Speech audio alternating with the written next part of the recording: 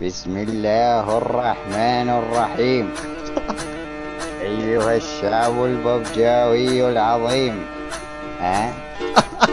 أنتم حبايب تتذكرون ال39 صاروخ اللي ضربتها على إسرائيل مو؟ نظام ال40 راح أضربها بالحاويات.